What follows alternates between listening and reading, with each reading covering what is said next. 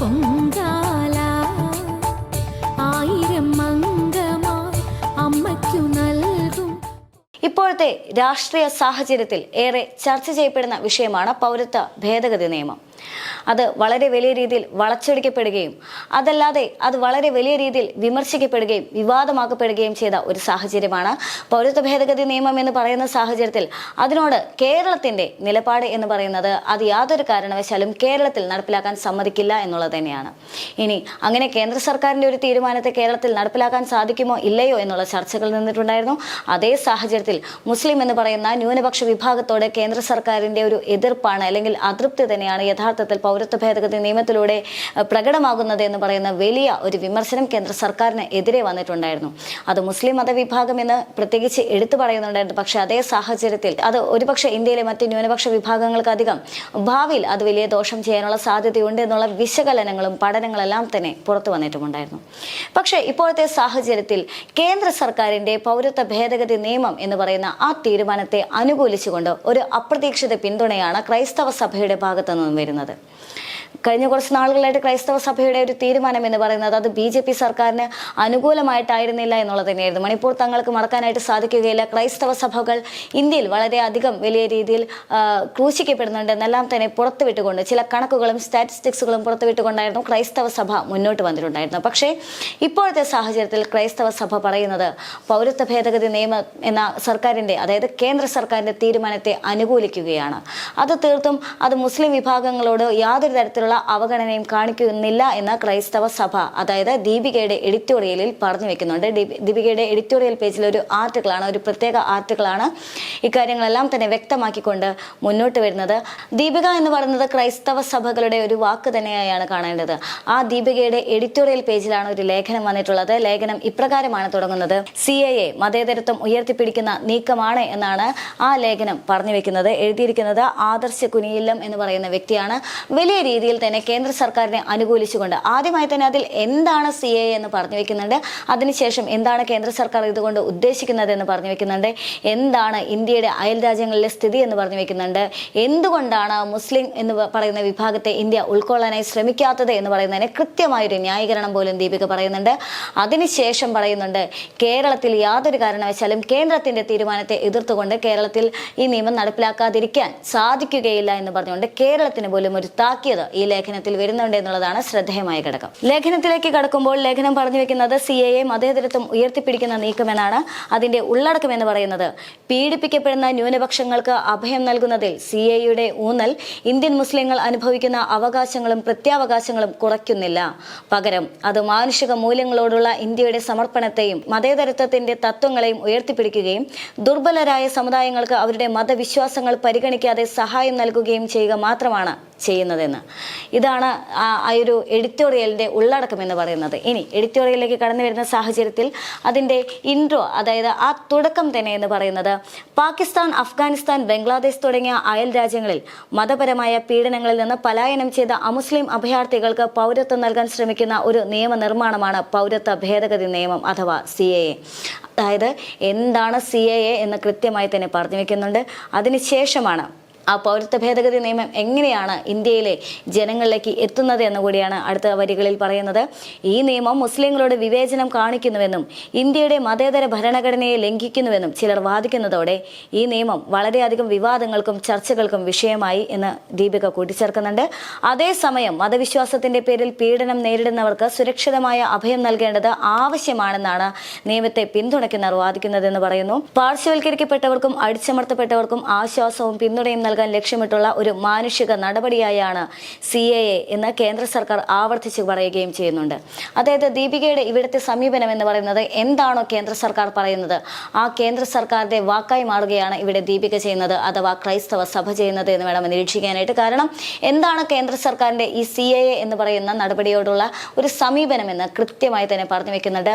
ആ സമീപനം മാത്രമല്ല പറയുന്നത്, അതിനുള്ള വ്യക്തമായ ന്യായീകരണവും ദീപികയുടെ ഭാഗത്തു നിന്നും വരുന്നുണ്ട് എന്നുള്ളതാണ് ശ്രദ്ധേയമായ കാര്യം. സ്വന്തം മതം ആചരിക്കുന്നതിനുള്ള വ്യക്തികളുടെ അവകാശങ്ങൾ സംരക്ഷിക്കപ്പെടേണ്ടത് നിർണായകമാണെങ്കിലും പരസ്പര ധാരണയും ആദരവും വളർത്തിയെടുക്കുന്നതും ഒരുപോലെ പ്രധാനമാണ്. സിഎയുടെ യഥാർത്ഥ ഉദ്ദേശങ്ങളെക്കുറിച്ച് പൊതുജനങ്ങളെ ബോധവൽക്കരിക്കുന്നതിലൂടെ തെറ്റിദ്ധാരണകൾ തടയാനും വിവിധ മതസമൂഹങ്ങൾക്കിടയിൽ സൗഹാർദ്ദം പ്രോത്സാഹിപ്പിക്കാനും കഴിയുമെന്നും ദീപിക പറയുന്നുണ്ട്. അതായത് CAA എന്ന് പറയുന്നതിനെ പറ്റി ഈ ഇന്ത്യയിലെമ്പാടുമുള്ള ജനങ്ങൾക്കിടയിലും പാർട്ടികൾക്കുള്ളിൽ അല്ലെങ്കിൽ രാഷ്ട്രീയക്കാർക്കിടയിലെല്ലാം തന്നെ ഒരു തെറ്റിദ്ധാരണയാണ് പടർന്നിരിക്കുന്നത്. ആ തെറ്റിദ്ധാരണ മാറ്റണമെന്നും ദീപിക ഇവിടെ പറഞ്ഞു വയ്ക്കുകയാണ്. അതിലൂടെ തന്നെ എന്താണ് യഥാർത്ഥ CAA, അതിൻ്റെ ഉദ്ദേശങ്ങൾ, ആ ഉദ്ദേശങ്ങൾ നിങ്ങൾ കൃത്യമായി മനസ്സിലാക്കണമെന്ന് പറയുകയാണ്. CAA പിന്തുണയ്ക്കുകയുമാണ്. അടുത്ത വരികളിൽ ദീപിക കൂട്ടിച്ചേർക്കുന്ന ചില ഘടകങ്ങളുണ്ട്. ആ ഘടകങ്ങളിലൂടെ കണ്ണോടിക്കുമ്പോൾ അല്പം ശ്രദ്ധയോടെയും ഭീതിയോടെയും തന്നെ അതിനെ പിന്തുടരേണ്ടതുണ്ട്. അഫ്ഗാനിസ്ഥാൻ, പാകിസ്ഥാൻ, ബംഗ്ലാദേശ് എന്നീ രാജ്യങ്ങൾ ഇന്ത്യയെ അതിരിടുന്ന ഇസ്ലാമിക രാജ്യങ്ങളാണ്. താലിബാന്റെ നേതൃത്വത്തിലുള്ള അഫ്ഗാൻ ഗവൺമെന്റ് ഒരു ഇസ്ലാമിക എമിറേറ്റ് ആണ്. ഒരു പരമോന്നത നേതാവിന്റെയും അദ്ദേഹത്തിന്റെ മത ഉപദേഷ്ടാക്കളുടെയും കൈകളിൽ കേന്ദ്രീകരിച്ചിരിക്കുന്ന രാഷ്ട്രീയ അധികാരം ഇസ്ലാമിക നിയമാവലിക്ക് അനുസൃതമായി പ്രവർത്തിക്കുന്നു. ഈ രാജ്യത്തിന്റെ നേതൃത്വം എല്ലാ പ്രധാന നയ തീരുമാനങ്ങളും മതാനുസൃതമായി എടുക്കുന്നു. അത് പിന്നീട് രാജ്യത്തെ സിവിൽ സർവീസും ജുഡീഷ്യറിയും നടപ്പിലാക്കുന്നു. അഫ്ഗാനിസ്ഥാൻ ഒരു ഇസ്ലാമിക രാഷ്ട്രമായതിനാൽ ഭരണം ശരിയത്ത് നിയമത്തെയും പഷ്തൂൺ വാലിയെയും അടിസ്ഥാനമാക്കിയുള്ളതാണ്. താലിബാൻ വിപുലമായ ഒരു സാമൂഹികവും സാംസ്കാരികവുമായ നയങ്ങളിലൂടെ ഇത് കർശനമായി നടപ്പിലാക്കുന്നു. അതായത് അഫ്ഗാനിസ്ഥാനെയും താലിബാനെയും എല്ലാം പറ്റി തന്നെ കൃത്യമായി ദീപിക വരച്ചു കാണിക്കുകയാണ്. എന്താണ് അവിടുത്തെ നിയമമെന്നും എങ്ങനെയായിരിക്കാം ഇനി അവിടുത്തെ ജീവിത സാഹചര്യം എന്നെല്ലാം തന്നെ ദീപിക പറഞ്ഞു വെക്കുന്നുണ്ട്. അതിനുശേഷം ദീപിക പറഞ്ഞു വെക്കുന്നത് ബംഗ്ലാദേശ്, പാകിസ്ഥാൻ ഭരണഘടനകളും ആ രാജ്യങ്ങളിലെ ഇസ്ലാമിക റിപ്പബ്ലിക്കായി പ്രഖ്യാപിക്കുന്നെന്നും ഇന്ത്യ പാകിസ്ഥാൻ അതിർത്തി 3323 കിലോമീറ്ററും ഇന്ത്യ ബംഗ്ലാദേശ് അതിർത്തി എന്ന് പറഞ്ഞാൽ 496 കിലോമീറ്ററും ഇന്ത്യ അഫ്ഗാനിസ്ഥാൻ അതിർത്തി എന്നത് 106 കിലോമീറ്ററുമാണെന്ന് പറഞ്ഞു വെക്കുന്നുണ്ട്. അതായത് ഭൂമിശാസ്ത്രപരമായിട്ടുള്ളൊരു രേഖാചിത്രം യഥാർത്ഥത്തിൽ ദീപിക നൽകുന്നുണ്ട്. അതിനുശേഷം നമ്മുടെ ഭൂമിശാസ്ത്രപരമായ അതിർത്തിയോട് ചേർന്നുള്ള 3 രാജ്യങ്ങളുടെയും നിയമപരമായ വിശദീകരണം വ്യത്യസ്തമായിരിക്കാം എന്ന് പറയുന്നുണ്ട്. പക്ഷേ അവ ഒരു തരത്തിൽ ഇസ്ലാമിക രാഷ്ട്രങ്ങളാണ് എന്നും ദീപിക പറഞ്ഞു വെക്കുകയാണ്. അതിനുശേഷം പറയുന്ന ഒരു പ്രത്യേകമായ പോയിന്റ് എന്ന് പറയുന്നത് ഏതെങ്കിലും തരത്തിലുള്ള ഇസ്ലാമിക സ്റ്റേറ്റിൽ അഥവാ റിപ്പബ്ലിക്കിൽ അധിവസിക്കുന്ന മുസ്ലിങ്ങൾക്ക് നേരെയുള്ള പീഡനങ്ങൾ ഏതെങ്കിലും മതപരമായ രീതിയിൽ നടക്കുന്നുവെന്ന് പ്രതീക്ഷിക്കാനാകില്ല. എന്നിരുന്നാൽ പോലും അവിടങ്ങളിലെ മുസ്ലിം ഇതര ന്യൂനപക്ഷങ്ങളെ കുറിച്ച് ഇത് പറയാൻ കഴിയില്ല എന്നുകൂടി ദീപിക കൂട്ടിച്ചേർക്കുകയാണ്. ഇന്ത്യയുടെ കര അതിർത്തിയോട് ചേർന്നുള്ള ഈ 3 രാജ്യങ്ങളിലെയും മതന്യൂനപക്ഷങ്ങളുടെ പ്രശ്നം പരിഹരിക്കുന്നതിനാണ് നിയമം കൊണ്ടുവരുന്നതെന്നാണ് കേന്ദ്ര സർക്കാർ ചൂണ്ടിക്കാട്ടുന്നത്. എന്തുകൊണ്ട് മ്യാൻമാറിൽ നിന്നുള്ള റോഹിംഗ്യകളെയും പാകിസ്ഥാനിലെ അഹമ്മദിയെയോ വിഭാഗത്തെയും ശ്രീലങ്കൻ തമിഴ് അഭയാർത്ഥികളെയും ഈ നിയമത്തിന്റെ പരിധിയിൽ നിന്ന് ഒഴിവാക്കുന്നു എന്ന് ചോദിക്കുന്നവരുണ്ട്. പാകിസ്ഥാനിലെ സ്ഥിതിഗതികൾ പരിശോധിച്ചാൽ ഇതിൽ ആദ്യ 2 ചോദ്യങ്ങൾക്കുള്ള ഉത്തരം ലഭിക്കും. പാകിസ്ഥാനിൽ കറാച്ചിയിലെ അർക്കനാബിൽ താമസിക്കുന്ന 3 ലക്ഷത്തിലേറെ റോഹിംഗ്യൻ കുടുംബങ്ങളുണ്ട്.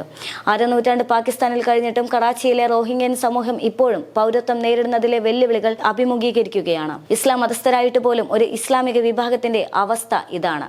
ദീപികയുടെ ഈ നിരീക്ഷണം എന്ന് പറയുന്നത് കൃത്യമായി എന്താണോ കേന്ദ്ര സർക്കാർ കാലങ്ങളായിട്ട് പറഞ്ഞു വെക്കുന്നത് അതേ നിരീക്ഷണങ്ങൾ തന്നെയാണ്. അതായത് കേന്ദ്ര സർക്കാരിന്റെ എല്ലാ നിരീക്ഷണങ്ങളെയും പഠനങ്ങളെയും ദീപിക അതേപടി ഉൾക്കൊള്ളുന്നു എന്ന് വേണം മനസ്സിലാക്കാനായിട്ട്. ബംഗ്ലാദേശിലെയും സ്ഥിതി വ്യത്യസ്തമല്ല എന്ന് പറയുന്ന സാഹചര്യത്തിൽ തന്നെ റോഹിംഗ്യൻ മുസ്ലിം വിഭാഗം ഇന്ത്യയുടെ മാത്രം പ്രശ്നമല്ല എന്നുകൂടി ദീപിക കൂട്ടിച്ചേർക്കുകയാണ്. അത് ആഗോളതലത്തിൽ ചർച്ച ചെയ്ത് പരിഹരിക്കപ്പെടേണ്ട വിഷയമാണ് എന്നുകൂടി പറയുകയാണ്. അവിടെ ഇന്ത്യക്ക് പ്രത്യേകമായ ഒരു സ്ഥാനമില്ല. അത് ആഗോളതലത്തിലുള്ള ഒരു വിഷയമാണ്. അതിൽ ഇന്ത്യ മാത്രം തീരുമാനമെടുക്കേണ്ട ഒന്നല്ല എന്നുകൂടി ദീപിക വ്യക്തമായി തന്നെ പറഞ്ഞു വെക്കുന്നുണ്ട്. അതിനാൽ ഇന്ത്യക്ക് റോഹിംഗ്യൻ മുസ്ലിങ്ങളെ അതിർത്തിയിൽ സ്വീകരിക്കാനോ ഇത്രയധികം ആളുകൾക്ക് പൗരത്വം നൽകാനോ കഴിയില്ല എന്നുകൂടി പറയുകയാണ്. റോഹിംഗ്യകളുടെ കടന്നുകയറ്റം ഇന്ത്യയെ മാത്രമല്ല ദക്ഷിണേന്ത്യയെ മുഴുവൻ ബാധിക്കുന്നതിനാൽ അന്താരാഷ്ട്ര നിയമപ്രകാരം പരിഹരിക്കപ്പെടേണ്ടതാണ്. അവരുടെ പൗരത്വവും പുനരധിവാസവും അന്താരാഷ്ട്ര നിയമങ്ങളുടെ വിശാലമായ പശ്ചാത്തലത്തിൽ ചർച്ച ചെയ്യപ്പെടേണ്ടതാണ്. പാകിസ്ഥാൻ രൂപീകരിക്കുന്നതിൽ മുഖ്യ പങ്കുവഹിച്ച ഒരു വിഭാഗമാണ് അഹമ്മദിയ മുസ്ലിങ്ങൾ. അതുകൊണ്ട് തന്നെ ഇവർക്ക് ഇന്ത്യൻ പൗരത്വം നൽകുന്നതിന് കടമ്പകൾ ഏറെയുണ്ടെന്നും പറയുന്നുണ്ട്. പൗരത്വ നിയമം പാകിസ്ഥാൻ, അഫ്ഗാനിസ്ഥാൻ, ബംഗ്ലാദേശ് എന്നീ രാഷ്ട്രങ്ങളിലെ മതന്യൂനപക്ഷങ്ങളെ മാത്രം ബാധിക്കുന്നതിനാൽ ശ്രീലങ്കൻ അഭയാർത്ഥി വിഷയം അതിൽ ഉടലെടുക്കുന്നേയില്ല. അതായത് കൃത്യമായ രീതിയിൽ എന്തുകൊണ്ടാണ് അത് വലിയൊരു ആഗോള പ്രശ്നമായി ദീപിക ഉയർത്തിപ്പിടിക്കുകയാണ്. അതായത് ഈ ന്യൂനപക്ഷങ്ങൾ നേരിടുന്ന വെല്ലുവിളി എന്ന് പറഞ്ഞുകൊണ്ട് പല പഠനങ്ങളും ഇന്ത്യയിൽ വരുന്ന സാഹചര്യത്തിൽ അതെല്ലാം തന്നെ അന്താരാഷ്ട്ര തലത്തിൽ പരിഹരിക്കപ്പെടേണ്ട ഒന്നാണ്. അതിൽ ഇന്ത്യക്ക് മാത്രമായി ഒരു ശബ്ദം ഉയർത്താനായിട്ട് സാധിക്കില്ല, ഇന്ത്യക്ക് മാത്രമായിട്ട് അഭയം നൽകാനായിട്ട് സാധിക്കുകയില്ല എന്നാണ് ദീപിക പറഞ്ഞു വെക്കുന്നത്. അതിനുശേഷം ദീപിക പറയുന്നത് ഇന്ത്യയെ സംബന്ധിച്ചിടത്തോളം ഇന്ത്യ എന്ന് പറയുന്നത് ഒരു നാനാത്വത്തിൽ ഏകത്വം അല്ലെങ്കിൽ അതിൻ്റെ വ്യത്യസ്തമായ സംസ്കാരങ്ങളെല്ലാം തന്നെ ഉൾക്കൊള്ളുന്ന ഒരു രാജ്യമാണ് ഇന്ത്യ എന്ന് പറയുന്നത്. പക്ഷേ അവിടെ ഇത്ര വലിയ രീതിയിൽ ഒരു മതവിഭാഗത്തിന് ഉൾക്കൊള്ളാനായിട്ട് സാധിക്കുകയില്ല എന്ന് ദീപിക പറയുന്നുണ്ട് എന്നുള്ളതാണ്. മാത്രമല്ല CAA എന്ന് പറയുന്നത് ഇത്തരത്തിലുള്ള ആ വൈവിധ്യങ്ങളെ തകർക്കാനോ അല്ലെങ്കിൽ തച്ചുടയ്ക്കാനോ CAA മുതിരുന്നില്ല എന്ന് കൂടി ദീപിക പറഞ്ഞു വെക്കുകയാണ്. അതായത് എന്താണോ കേന്ദ്ര സർക്കാർ ഇത്ര കാലങ്ങളായിട്ട് പറഞ്ഞു വെക്കുന്നത് അത് തന്നെയാണ് ദീപിക ആവർത്തിച്ച് പറയുന്നത് എന്ന് വേണമെങ്കിൽ മനസ്സിലാക്കാവുന്നതാണ്. ഇന്ത്യയെ രൂപപ്പെടുത്തുന്ന വിവിധ മതങ്ങളും സംസ്കാരങ്ങളും തിരിച്ചറിയുകയും രാജ്യത്തെ വൈവിധ്യം ആഘോഷിക്കുകയും ചെയ്യപ്പെടേണ്ടത് മുസ്ലിങ്ങൾക്ക് പ്രധാനമാണ്. CAA വിവേചനപരവും തങ്ങൾക്കെതിരായ മുൻവിധിയുള്ളതുമായി അവർ കണക്കാക്കരുത്. ഇത് ഭിന്നതകൾ സൃഷ്ടിക്കാനും ഇന്ത്യയുടെ ബഹുസ്വരതയിൽ വിള്ളൽ സൃഷ്ടിക്കാനും ആഗ്രഹിക്കുന്ന വിഭജന ശക്തികളുടെ കൈകളിലേക്ക് കൂടുതൽ ശക്തി പകരാനും മാത്രമേ സഹായിക്കൂ. ഇന്ത്യയിലെ മുസ്ലിങ്ങൾ വിദേശികളോ അഭയാർത്ഥികളോ അല്ല. പ്രകൃത്യാലുള്ളവർ. ഇന്ത്യയിലെ പൗരന്മാരായ ഇന്ത്യൻ മുസ്ലിങ്ങൾക്ക് ഇവിടെ എന്നും ഉയർന്ന ബഹുമാനം ലഭിക്കും. അവരെ നിർബന്ധിച്ച് രാജ്യത്ത് നിന്ന് പുറത്താക്കാൻ ആരാലും സാധിക്കുകയില്ല. ആരും അതിന് മുതിരുകയുമില്ല. ഇന്ത്യൻ സർക്കാർ പല അവസരങ്ങളിലും ഈ പ്രസ്താവന ആവർത്തിച്ചു കഴിഞ്ഞു. പൗരത്വ ഭേദഗതി നിയമം ഇന്ത്യൻ മുസ്ലിങ്ങളുടെയോ മറ്റേതെങ്കിലും പൗരന്മാരുടെയോ പൗരത്വ പദവിയെ ചോദ്യം ചെയ്യുകയോ ഭീഷണിപ്പെടുത്തുകയോ ചെയ്യുന്നില്ല. പൗരത്വ നിയമ ഭേദഗതി വ്യക്തികൾക്ക് അവരുടെ പൗരത്വ പദവി റദ്ദാക്കുന്നതിന് പകരം പൗരത്വം നൽകാനാണ് ലക്ഷ്യമിടുന്നത്. ദീപികയുടെ നിലപാടുകളെല്ലാം തന്നെ ശരിവെക്കുകയാണെങ്കിൽ പോലും സമകാലിക ഇന്ത്യയിലെ ചില രാഷ്ട്രീയ നീക്കങ്ങളെല്ലാം തന്നെ ദീപിക മറച്ചു വെക്കുകയാണ്, അഥവാ മനഃപൂർവ്വം മറന്നു പോവുകയാണ് എന്ന് വേണം മനസ്സിലാക്കാൻ.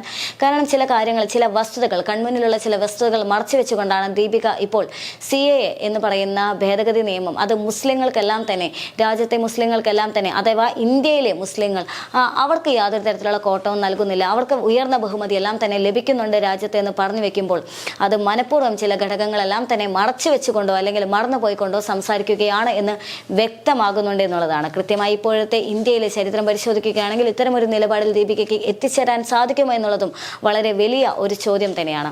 അതിനുശേഷം ദീപിക പറഞ്ഞു വെക്കുന്ന ഒരു രാഷ്ട്രീയമുണ്ട്. കേരളം പലപ്പോഴായിട്ട് കേരളത്തിലെ ജനങ്ങൾക്ക് ആശ്വാസം പകർന്ന ഒരു വാക്കാണ് യാതൊരു കാരണവശാലും CAA കേരളത്തിൽ നടപ്പിലാക്കാൻ സമ്മതിക്കുകയില്ല എന്നുള്ളത്. അത് മുഖ്യമന്ത്രി പിണറായി വിജയനിൽ ജനങ്ങൾക്ക് അത്തരമൊരു വിശ്വാസം ഉണ്ടാക്കാനുള്ള ഒരു ശ്രമവും യഥാർത്ഥത്തിൽ ഒരു ഇടതു മുന്നണിയുടെ ഭാഗത്തു നിന്നുണ്ടായി. ആ ഒരു വിശ്വാസം ഊട്ടിയുറപ്പിക്കുക എന്ന് പറയുന്നത് ഇടതുമുന്നണിയുടെ ലക്ഷ്യം കൂടിയാണ് എന്നുള്ളതാണ്. ആ സാഹചര്യത്തിൽ ഈ കേരളത്തിൽ മാത്രമായിട്ട് അപ്രകാരം ഒരു നിയമം നടപ്പിലാക്കാൻ സാധിക്കുകയില്ല എന്ന് ദീപിക പറഞ്ഞു വെക്കുകയാണ്. കേന്ദ്ര സർക്കാർ ഒരു നിയമം ഉണ്ടാക്കുകയാണെങ്കിൽ ആ നിയമം അത് ആ രാജ്യത്തെ എല്ലാ സംസ്ഥാനങ്ങൾക്കും ബാധകമാണ് എന്ന് ദീപിക പറഞ്ഞു വെക്കുന്നുണ്ട്. ഇന്ത്യൻ ഭരണഘടനയുടെ 7ാം ഷെഡ്യൂളിന് കീഴിലുള്ള യൂണിയൻ ലിസ്റ്റിലെ എൻട്രി നമ്പർ 17 കീഴിൽ പൗരത്വം എന്ന ഒരു കേന്ദ്ര വിഷയമായിരിക്കുമ്പോൾ ഒരു സംസ്ഥാനത്തിനും ഈ കേന്ദ്ര നിയമം നടപ്പിലാക്കുന്നതിൽ നിന്ന് പിന്മാറാൻ കഴിയില്ല. പീഡിപ്പിക്കപ്പെടുന്ന ന്യൂനപക്ഷങ്ങൾക്ക് അഭയം നൽകുന്നതിൽ CAAയുടെ ഊന്നൽ ഇന്ത്യൻ മുസ്ലിങ്ങൾ അനുഭവിക്കുന്ന അവകാശങ്ങളും പ്രത്യേക അവകാശങ്ങളും കുറയ്ക്കുന്നില്ല.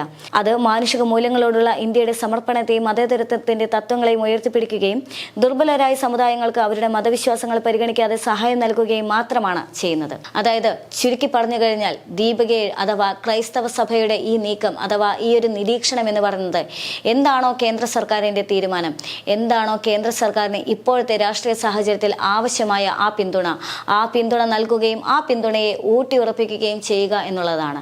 എന്തു തന്നെയാണെങ്കിലും ഈ ലോക്സഭാ തെരഞ്ഞെടുപ്പിൽ വലിയ ചർച്ചയായി CAA ഉയർന്നു നിൽക്കുന്ന ഈ സാഹചര്യത്തിലാണ് ദീപിക അഥവാ ക്രൈസ്തവ സഭ തങ്ങളുടെ നിലപാട് വ്യക്തമാക്കിക്കൊണ്ട് രംഗത്ത് വരുന്നത്. മുസ്ലിം എന്ന് പറയുന്ന ന്യൂനപക്ഷ വിഭാഗങ്ങൾക്ക് വേണ്ടി ഇന്ത്യയിലെ ഒരു കൂട്ടം ജനങ്ങൾ സംസാരിക്കുന്ന സാഹചര്യത്തിൽ മറ്റൊരു ന്യൂനപക്ഷമായ ക്രൈസ്തവ സഭയുടെ ഭാഗത്തു നിന്നുള്ള ഈ ഒരു നീക്കം അത് എങ്ങനെയാണ് രാഷ്ട്രീയ ഇന്ത്യയിൽ വിലയിരുത്തപ്പെടുക എന്നുള്ളൊരു ചോദ്യം അത് ഏറെ പ്രസക്തമാണ്.